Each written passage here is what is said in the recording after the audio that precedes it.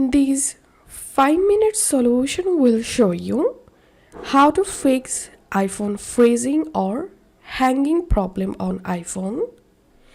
You can fix your iPhone freezing issue in just few steps.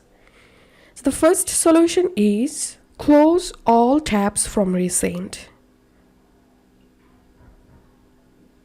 Then restart your iPhone and check the issue.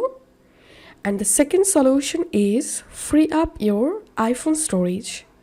Go to settings, general, iPhone storage,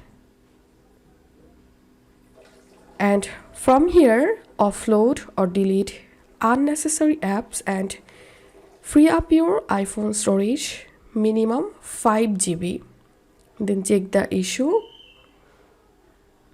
And the third solution is reset all settings.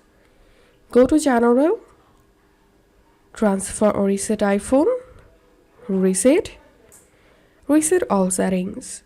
Once done, hope this solution will fix your iPhone freezing issue.